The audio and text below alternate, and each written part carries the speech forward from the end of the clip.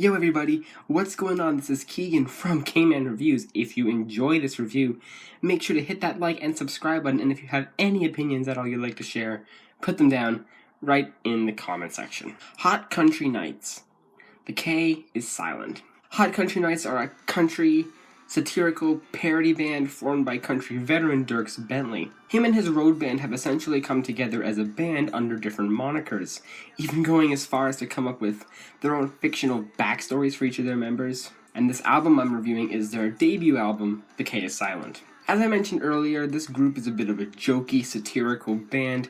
Not that the music is going to be crappy because of that, but in the case more like a tribute than a full-blown mockery of 90s country music. So in that regard, I already know not to take the project too seriously. In fact, I've heard some people say that this album alone is better than like 90% of modern country today. So just how strong are those claims? Let's find out as I review this album track by track. We'll start off with the singles, with there being two of them. The first one being Pick Her Up with Travis Tritt, and wow, this is a fun song. It has this real sort of barn-burning energy, especially more so on the verses. Douglason's vocals are very pleasing to listen to, and Travis Tritt coming in for the second verse with his grittier voice, it's a pretty nice compliment. Also, the solos near the end of the track, it does get a little bit much right at the end, but it's still enjoyable. And lyrically, it's about picking up this country girl in a pickup truck. Nice wordplay. Very fun song, this is definitely worth a listen.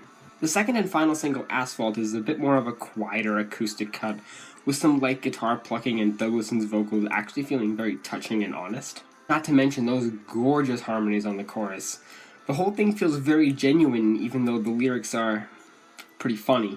Basically, no beating around the bush, it's a song about ass. Even the main line in the chorus, "It ain't my fault, it's that asphalt." Bit of a clever twist, and once you see that, it's blatantly obvious in the rest of the lyrics. Even the first line of "I woke up by the crack of dawn," it's pretty funny. Yet at the same time, it's also pretty jaw-dropping how great it sounds and how well it's performed.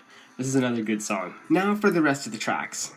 The opener and the eponymous band title track, Hot Country Nights, is such a fun summer jam. I can really feel this track being played on like a ranch or something with a crowd just dancing to it. The charisma and wittiness is just overflowing on this track especially, with all these funny moments in the lyrics, especially with a chant of the band name at the beginning and end of the track.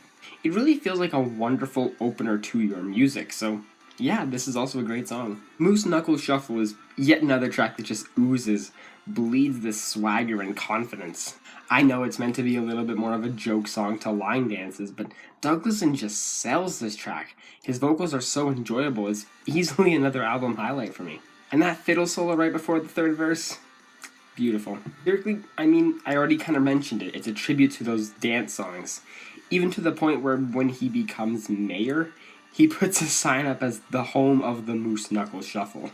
This is a fun song, and in all honesty, I'll happily dance to it. Then It Rained is an exact, and I mean exact, tribute to the Garth Brooks song The Thunder Rolls. And god damn it, I love this song too. That somber acoustic guitar paired with Douglason's deeper delivery really accentuates the whole Garth Brooks influence on this song. However, the best part of the song is instead of the dark situations that Garth alludes to in his song, this one has all these rather nonchalant situations like watching the game and hearing George Strait.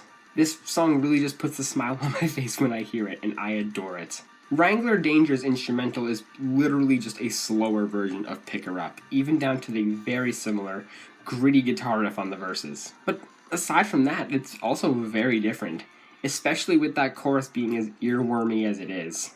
Aside from that though, the track really doesn't pick up at all.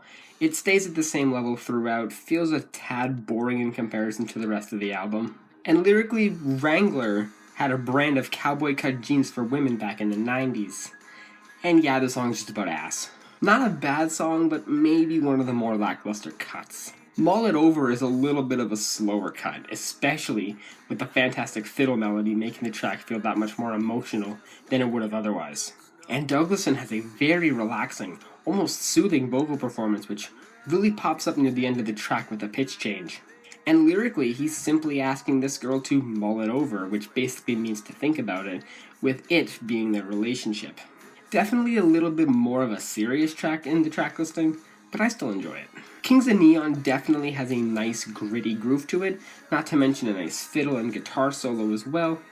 But in my opinion, this track is probably the worst on this album. The biggest thing is that the track doesn't really pick up anywhere. It stays at the same groove throughout the entire song, which really just feels a little bit lazy to me.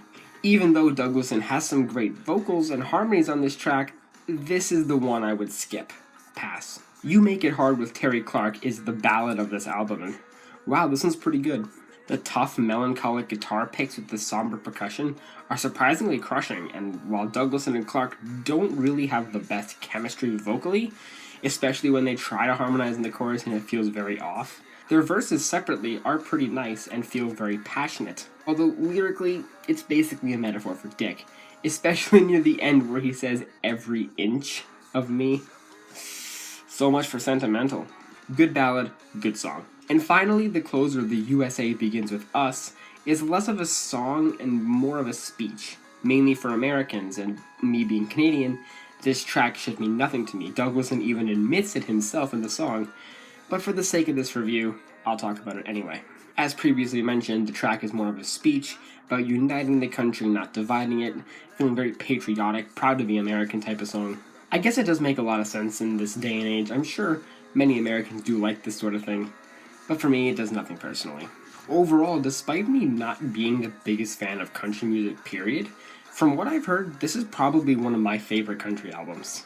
I know that's probably a shocker to say, and there's bound to be some comments listing some better albums, and you know what? I encourage those. Tell me some great country albums to listen to. Anyway, slight ramble aside, the vocals are fantastic, these instrumentals feel so lively, and the jokes, the stereotypes, they're really well thought out and funny. I'm feeling a pretty solid 8.5 out of 10 on this album. Well guys, hope you enjoyed that review. Thank you all so much for watching, and I'll see you in the next one. Peace.